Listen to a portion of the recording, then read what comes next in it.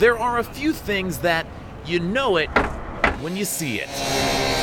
A big yellow school bus is unmistakable, but sounds can be a little harder to pick out. It sounded like a bunch of patio furniture got blown over. I thought the tire popped. It took a while to figure out what the sound was, but the sight, that gave it away. At about 3 o'clock in the afternoon, there was an accident here at the corner of Lehigh and Delaware. I flew off the seat and landed in the aisle kind of and scraped my back. There was 34 students on the bus to start with. It was pretty loud. It didn't shake the house, but it was pretty loud. The bus driver did a great job of calming them down.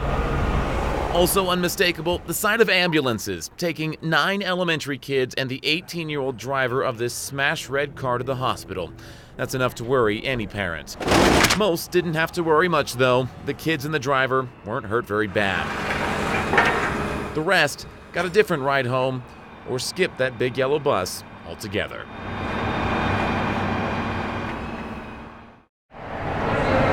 Up, down, up, down. It's pretty daunting right now. No one ever said the grass would be greener on the inside. Get to that hat, get to the hat.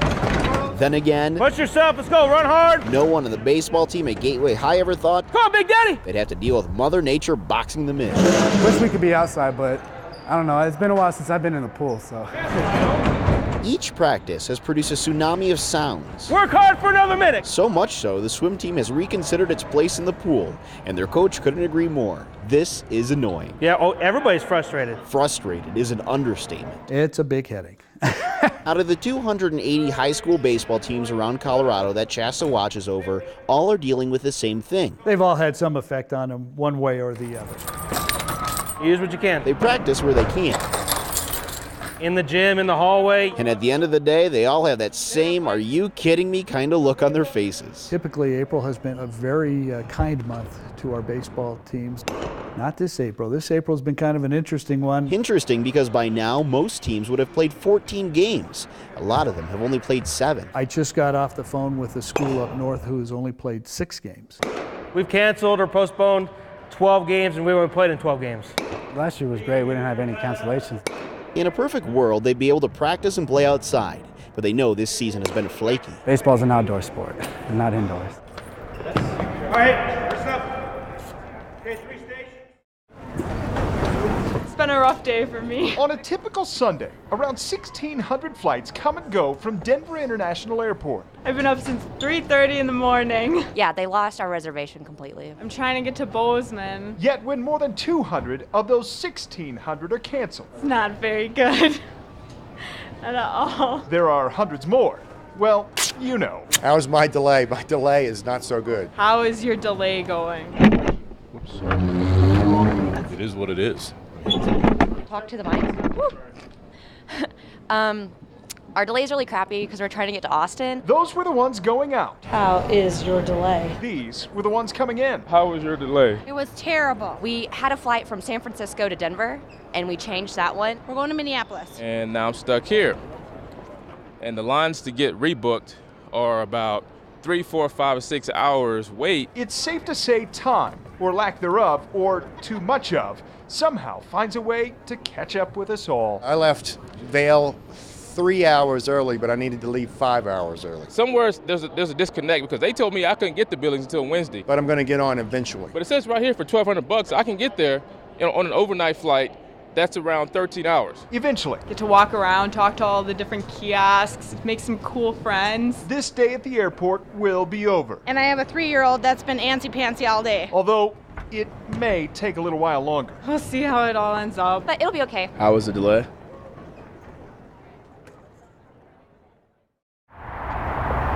So here we go, a little bit of Johnny Cash.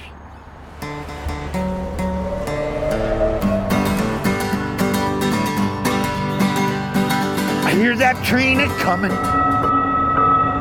In the heart of downtown Denver, My name's Kenny, this is Robert. you'll find some soul at the corner of 16th and Welton. Make our living on the street out here, playing music every day. It doesn't matter if your name is Johnny, these two are just looking for some cash.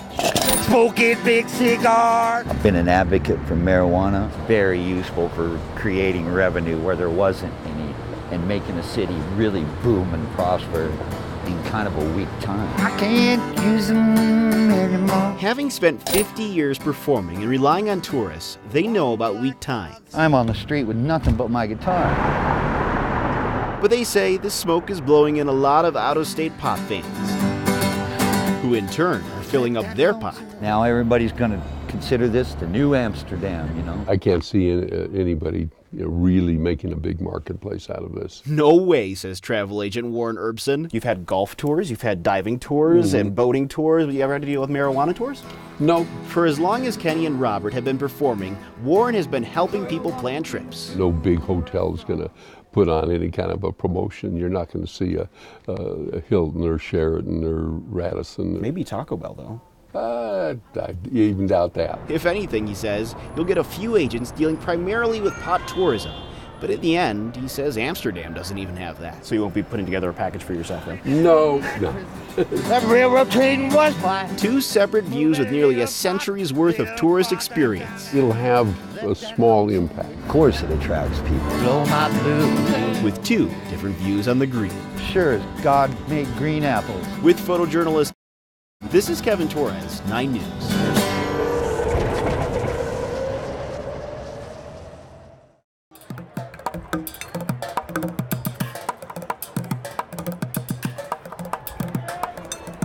A rivalry is an interesting thing.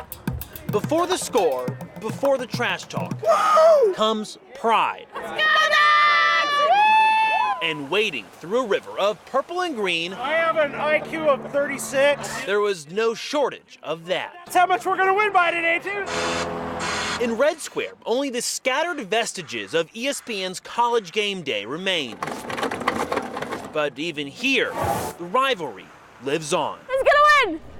The Ducks! A college education can never begin too early. The Ducks! For Pippin, Go Ducks! Go Ducks! it's a life she was born into. Actually, her first sentence was "Go Ducks." Quack, quack. There was no quieting these quacks, even though it was duck season. Just out here getting some duck calls in, getting some ducks flying by. Look, they're there, they're flying right now. Jeffrey Stevens heard a lot from Oregon fans leading up to the game about beating the Huskies 9 straight years. Up to 10, very impressive. But he's had about enough of the Duck Dynasty. It's a big rivalry. Maybe the best thing about a rivalry is no matter the outcome of this year's game. Small children, be kind! Be kind to small children. Go Ducks! The love of hatred between dog and duck Go Ducks! Go Ducks! Go Ducks! isn't going anywhere. Who's gonna win? Huskies! Go Ducks!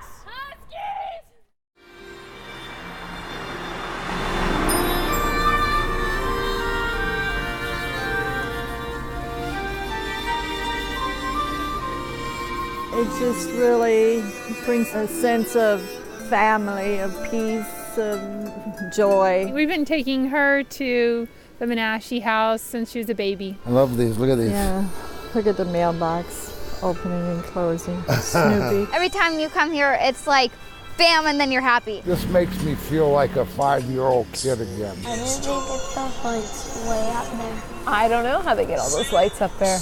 I think they have a big ladder. No truck. You see Santa on the helicopter? Every time we're driving down Beach Drive, as we go around the turn there, and then all of a sudden you see it. It's all lit up, and especially the big tree with the star on the top. I love it. Look at the carousel over Look at the there. bulbs blinking. Ooh, look at the gingerbread house. Oh my gosh, see, Santa comes out of it. See, watch. Watch. He's gonna like, whoop. This music they're playing too. That's what I was saying. Absolutely perfect. Just the fact that it's so light, and then the generous spirit that made it happen is just heartwarming. I'm getting cold. Yeah. They put an incredible amount of work into this. Brings you back to being a kid again, and hopefully more people would come out and visit and enjoy the holidays.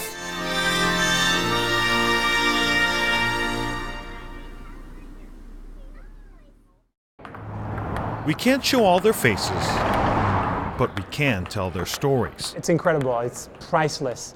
And that's why opening the door for those guys tonight, it was just no No hesitation at all. These guys, I'm a Vietnam veteran. like James Merritt, a former soldier fighting the personal war of post-traumatic stress disorder. I seen a lot of things at a young age that I had never experienced before in life. These guys are from the VA hospital, learning a little game with hopes of making a big difference with their PTSD. We're going to be introducing them to table tennis and to the health benefits of table tennis, and hopefully they're going to have a lot of fun. A lot of guys, they have never tried ping pong before. This is an experience for them. It hopefully would have some kind of rehabilitation and relaxing component to it. Some of the best table tennis coaches in the country, Now there's more complicated moves. like Richard McAfee, are doing all this One foot chases the other. for free. Well, a chance to give back to people that have served our country is a wonderful opportunity for us. I think we all appreciate the service that they provided, and it's important, I think, particularly to note a lot of them have gone through a lot of trauma. Even if you're stressed out, the only thing you think about is that little tiny ball, and that's really what I want those veterans to feel today. Yes. To Merritt, ping pong isn't just a game. It's a reflection of life. I dropped this ball like that. I got a little trick of spin that I do. I came from where I was down when I was way down below, and I bounced back up into a positive lifestyle. Recovery is the goal for everyone here. Yes. We can't show all their faces, Being around my peers, it just encouraged me to know I'm in a safe place, but we know their stories. There's no enemies here. We're all one happy family. With photojournalist Good one, good backhand. Nelson Garcia, 9 News.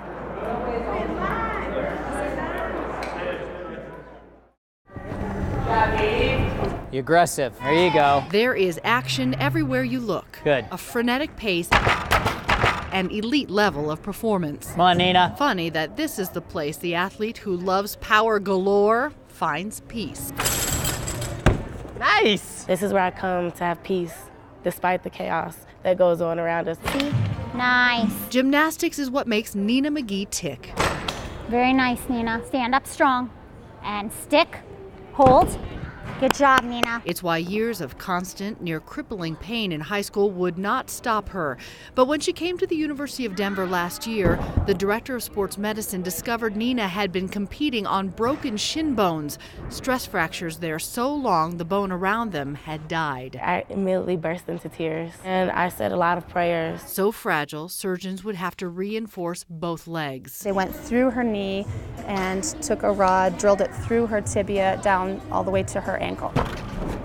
The thought of not being here, well, she would not do it. On her way home from the hospital, she came straight to the gym to practice and was sitting here and cheering for her friends. In the internal stillness Nina found here, she made a comeback in her mind many months before doctors even knew if her body could, dreaming about a double layout when she could not stand.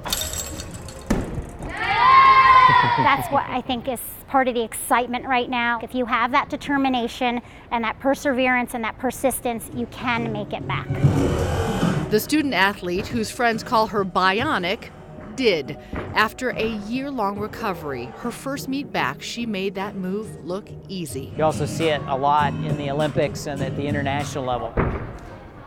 Good. It is Nina's place. She is at peace with the time she's missed and thankful that there can be time ahead. I don't see it going anywhere else but up. Push out of your bottom leg. At DU. And look and stick, hold. Cheryl Preheim, 9 News.